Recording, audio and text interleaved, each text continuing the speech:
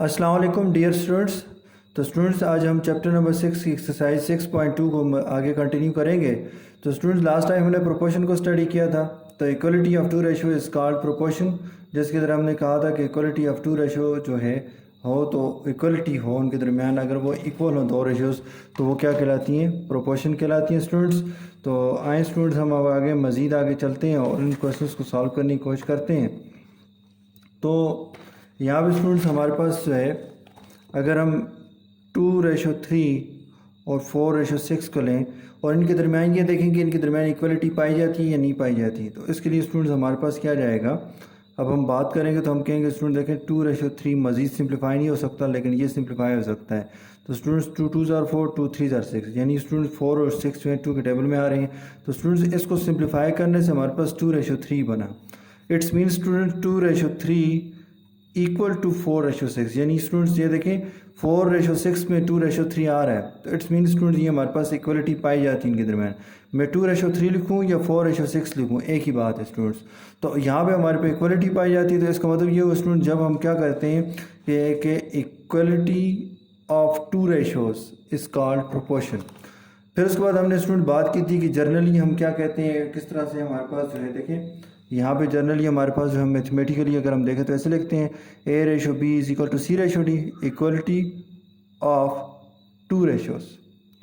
कहते हैं is written as, इसको हम ऐसे ही लिख सकते हैं A/B। ये स्टूडेंट इक्वल का साइन हटा के यहाँ पे 4 डॉट्स डाल दिए हैं और C/D लिख लिया है। और उसके बाद स्टूडेंट्स कहते हैं कि इसको हम कैसे पढ़ते हैं, it is read as A/B is the same as a C/D। तो या तो स्टूडेंट्स हम इसको ऐसे पढ़ेंगे A/B, यानी A/B is the same as C/D, जैसे C/D है, यानी A/B और C/D आपस में क्या है, सेम है। ठीक है ना। तो यहाँ पे हमारे पे जैसे हमने कहा ना स्टूडेंट्स, यहाँ पे कहा कि equality of two ratio is called proportion. तो यहाँ पे स्टूडेंट्स हमने किसको पढ़ा, रीड, कहते हैं A/B इज़ द सेम, यानी कहते हैं A/B जो है वो सेम है एज द C/D की तरह। उसके बाद स्टूडेंट्स हमने ये भी कहा था कि हमारे पास ये जो A B C D जो हैं, या इनकी जगह तो नंबर्स यूज़ होंगे, वो प्रोपोर्शन की टर्म्स होती हैं। एक हमारे पास फर्स्ट टर्म होती है, B हमारे पास सेकंड टर्म होती है, C हमारे पास थर्ड टर्म होती है, D हमारे पास फोर्थ टर्म होती है। फिर उसके बाद हमने स्टूडेंट्स कहा था कि हमारे पास जो है, जब हम फर्स्ट टर्म को और फोर्थ टर्म को मल्टीप्लाई करते हैं, हमारे पास जो मल्टीप्लाई करते हैं उसको हम बोलते हैं एक्सट्रीम्स।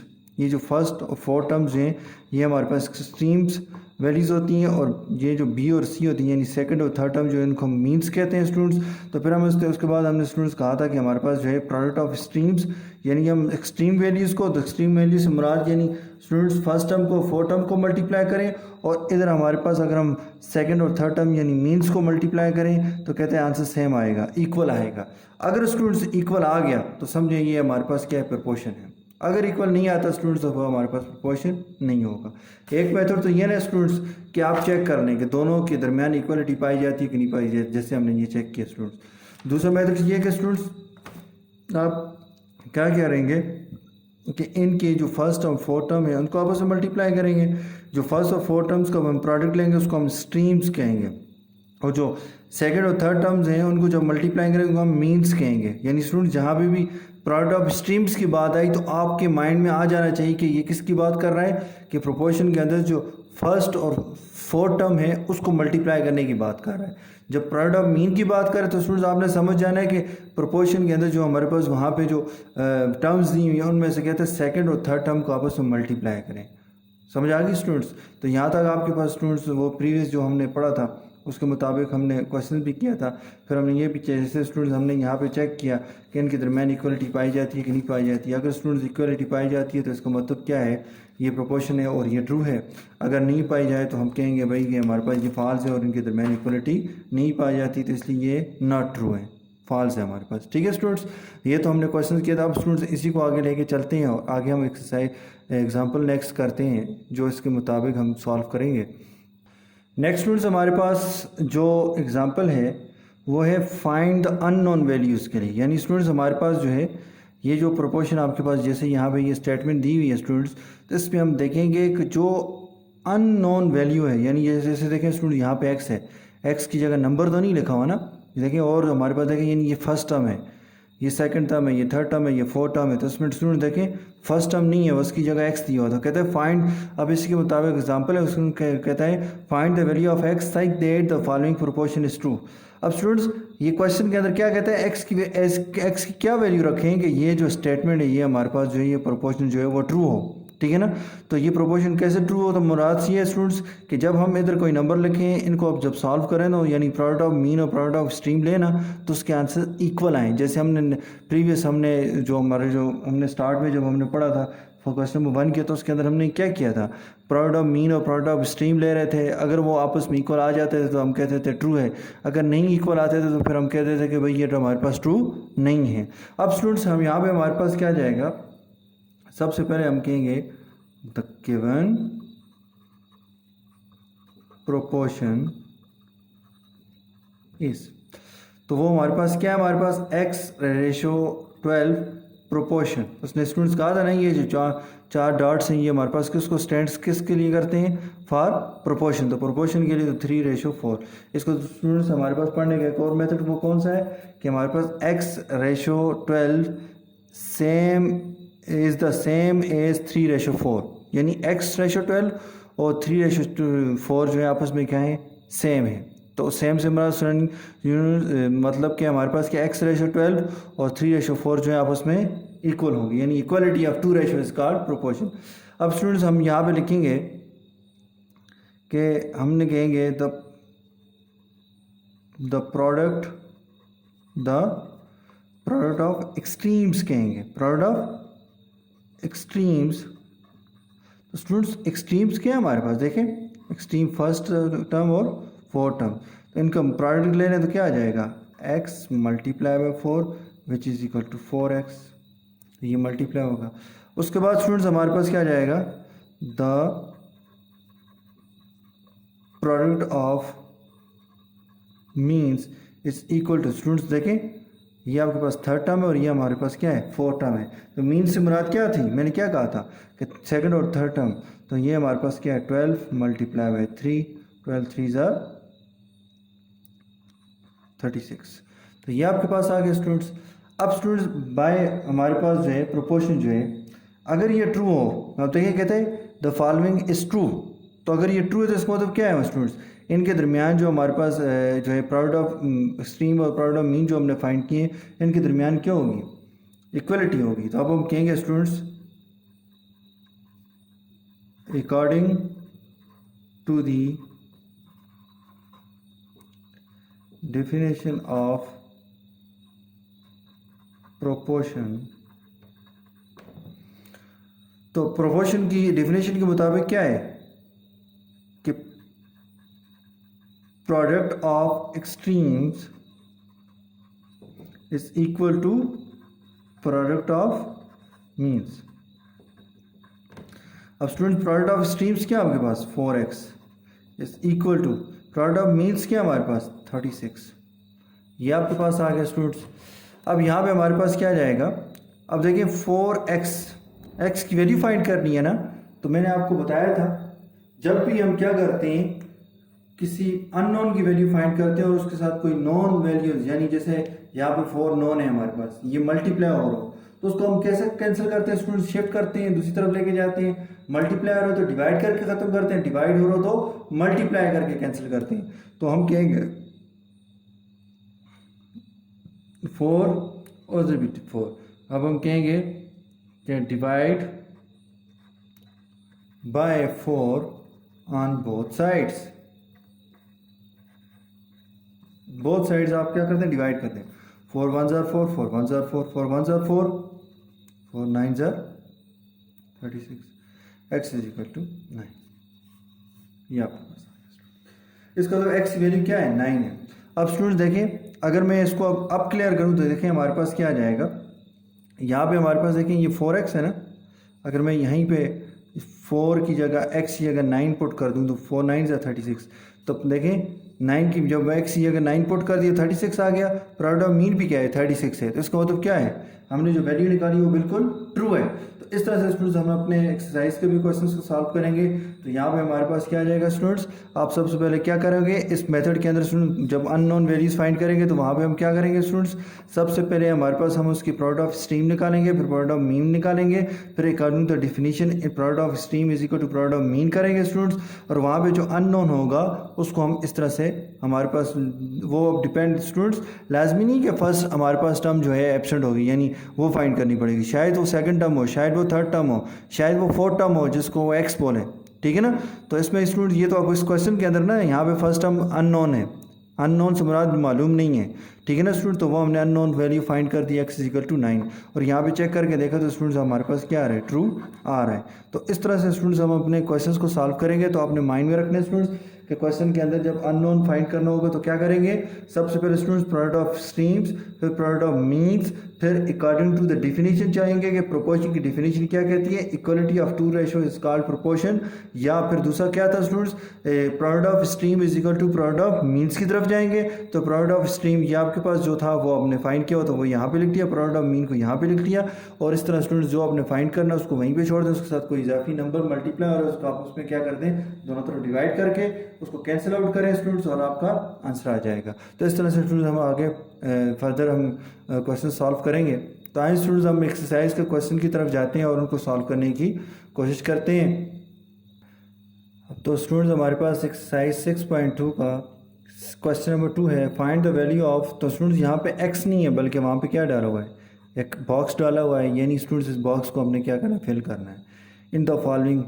तो हमारे पास स्टूडेंट्स हमारे पास पार्ट 1 है इसका, तो 5:3 प्रोपोर्शन। तो स्टूडेंट्स ये बॉक्स का मतलब ये है कि ये हमने फाइंड करना है, ठीक है ना। यहाँ पे x था वहाँ के उसकी जगह उसने एक बॉक्स दिया हुआ तो हम कहते हैं इस बॉक्स को आप क्या कर दें फिल कर दें। तो यहाँ पे स्टूडेंट्स हमारे पास क्या आता है रेशो 12 आ जाएगा। तो वही बात स्टूडेंट्स सबसे पहले हम क्या करेंगे क्या फाइंड करेंगे प्रोडक्ट ऑफ एक्सट्रीम्स। तो प्रोडक्ट ऑफ एक्सट्रीम्स से मुराद स्टूडेंट्स क्या है फर्स्ट टर्म और फोर्थ टर्म। तो प्रोडक्ट ऑफ एक्सट्रीम्स हमारे पास 5 × 12 आता है और 5 2 10 1 के चल जाएगा, 5 1 5 प्लस 1 6 तो 60 आता है स्टूडेंट्स। फिर उसके बाद हमने क्या कहा था स्टूडेंट्स क्या करेंगे प्रोडक्ट ऑफ मीन्स। तो मीन्स वाली कौन सी टर्म्स है स्टूडेंट्स, यानी सेकंड एंड थर्ड। तो यहाँ पे स्टूडेंट 3 × तो ये हमने जो फाइंड करना है बॉक्स आ गया स्टूडेंट्स। अब स्टूडेंट्स हमने क्या कहा था according to the definition of proportion is के product of extremes is equal to product of means। तो प्रोडक्ट ऑफ स्ट्रीम क्या हमारे पास अगर हम देखें तो क्या आता है 60 है, क्या है स्टूडेंट्स 60 है। और प्रोडक्ट ऑफ मीन क्या हमारे पास 3 × जो हमने फाइंड करना है बॉक्स स्टूडेंट्स। अब यहाँ पे स्टूडेंट्स हमारे पास क्या जाएगा, देखिए मैंने क्या कहा जो आप वैल्यू फाइंड करने चाह रहे हो उसके साथ अगर इजाफी नंबर मल्टीप्लाई हो रहा है तो उसको आप मल्टीप्लाई वाले को कैंसिल करेंगे इसके साथ डिवाइड करके। 60 / 3 डिवाइड बाई 3 3 1 3 3 1 3 3 1 3 3 2 6 और 0। तो यहाँ पे स्टूडेंट्स हमारे पास क्या आ जाएगा तो 20 इज इक्वल टू जो आपने फाइंड करना है स्टूडेंट्स, ठीक है ना। तो ये आपके पास आ गया स्टूडेंट्स। तो इसका तो स्टूडेंट्स यहाँ पे हमारे पास जो है थर्ड टर्म क्या होनी चाहिए 20 होनी चाहिए। अब देखें स्टूडेंट्स अगर मैं प्रोडक्ट ऑफ मीन है ना इस बॉक्स की वैल्यू हमारे पास क्या है 20 आई है ना। अगर मैं स्टूडेंट्स अपने क्वेश्चन के यहाँ पे प्रोडक्ट ऑफ स्ट्रीम 60 आए ना तो प्रोडक्ट ऑफ मीन भी जब हमने बॉक्स की वैल्यू 20 फाइंड कर ली है ना उसके बाद वो भी क्या आनी चाहिए 60 आनी चाहिए। तो 3 × 20 करेंगे तो 23 = 60। देखें तो बिल्कुल हमने ठीक आंसर निकाला है। तो ये आपके पास स्टूडेंट्स हमने इस तरह से हमने अपने क्वेश्चन एक्सरसाइज के भी सॉल्व करने हैं। तो तो स्टूडेंट्स हम एक पार्ट नंबर क्वेश्चन नंबर 2 का पार्ट नंबर 3 भी देख लेते हैं। तो यहाँ पे स्टूडेंट्स कहते हैं the given proportion is 20:9 proportion 40 तो यहाँ पे हमारे पास जो स्टूडेंट्स हमारे पास अननोन, ठीक है ना। तो जगह हमने उसने एम्प्टी छोड़ी हुई तो इसका तो क्या यहाँ पे हमने इसको फाइंड करना है। तो स्टूडेंट्स यहाँ पे हमारे पास क्या आ जाएगा प्रोडक्ट। तो स्टूडेंट्स सबसे पहले क्या मेथड है कि हम प्रोडक्ट ऑफ एक्सट्रीम्स फाइंड कर लें। तो हमारे पास स्ट्रीम वैल्यूज़ क्या हमारे पास फर्स्ट टर्म और फोर्थ टर्म, यानी स्टूडेंट्स 20 मल्टीप्लाई बाय जो आपने फाइंड करना है अननोन, ठीक है ना, वो आ गया आपके पास। फिर उसके स्टूडेंट्स हमारे पास क्या आ जाएगा product of means is equal to, तो मीन्स हमारे पास क्या है सेकेंड एंड थर्ड टर्म। तो यहाँ पे हमारे पास क्या आ जाएगा 9 multiply by 40, 9 0s are 0, 9 4s are 36। तो ये आपके पास आ गया स्टूडेंट्स। अब स्टूडेंट्स हमारे पास क्या जाएगा, हम कहेंगे कि according to the definition of proportion is, तो हमने क्या कहा था स्टूडेंट्स कि product of extremes is equal to product of means. Product of means के हमारे पास इक्वल होता है। तो प्रोडक्ट ऑफ एक्सट्रीम्स क्या हमारे पास 20 मल्टीप्लाई बाय अननोन, तो यहाँ पे हमारे पास क्या आ जाएगा 360। तो ये आपके पास स्टूडेंट्स अननोन के साथ क्या मल्टीप्लाई हो रहा है 20, तो आप 20 को क्या करेंगे स्टूडेंट दोनों तरफ डिवाइड करेंगे, 360 डिवाइड बाय 20। अब स्टूडेंट देखें 20 1 20, 20 1 20, ये 0 0 के साथ कैंसिल हो गया। तो ये हमारे पास जो हमने अननोन फाइंड करना है, और 2 1 2, 2 1 2, 3 में से 2 निकाले 1 6 के साथ लगाने से 2 8 16, तो ये हमारे पास 18 आ गया। तो जो हमने फाइंड करना था वो हमारे पास क्या है 18 है। तो इस तरह से स्टूडेंट्स हम अपने क्वेश्चंस को सॉल्व करेंगे। तो स्टूडेंट्स हमारे पास आज हमने क्वेश्चन नंबर 2 को स्टडी किया स्टूडेंट्स। इसके अंदर हमने अननोन की वैल्यूज़ को कैसे फाइंड करते हैं वो हमने स्टडी किया स्टूडेंट्स। तो अननोन की वैल्यूज़ कैसे फाइंड कर देंगे, सबसे पहले हम क्या करेंगे स्टूडेंट्स प्रोडक्ट ऑफ एक्सट्रीम्स लेंगे, फिर प्रोडक्ट ऑफ मीन्स लेंगे, फिर अकॉर्डिंग टू द डेफिनेशन हम कहेंगे product of extreme is equal to product of means. फिर हमने स्टूडेंट्स हमारे पास जो है जो भी अननोन होगा उसके साथ जो नंबर मल्टीप्लाई हो रहा होगा हम उसको दोनों तरफ डिवाइड कर लेंगे और उसको सिंप्लीफाई करेंगे। तो हमारे पास जो आंसर होगा वो आपका रिक्वायर्ड अननोन होगा जो आप फाइंड करना चाह रहे होंगे। तो स्टूडेंट्स आज आपकी होम असाइनमेंट जो है वो है find the value of unknown in the following. तो यहाँ पे स्टूडेंट्स 2 पार्ट्स दिए हुए हैं, तो बिल्कुल उसी मेथड से करने हैं जिससे आपको भी हमने एग्जांपल और एक्सरसाइज के क्वेश्चन नंबर 2 के 2 पार्ट्स हम करके दिए हैं। तो स्टूडेंट्स ये जो मज़ीद जो पार्ट्स हैं वो आपने बिल्कुल इसी तरह से सॉल्व करने हैं। तो स्टूडेंट्स अपने नीट का भी इसके ऊपर आपने सॉल्व करके लिखने हैं। तो किसी को कोई क्वेश्चन हो तो आप मुझसे पूछ सकते हैं। शुक्रिया, अल्लाह हाफिज़, अस्सलामु अलैकुम।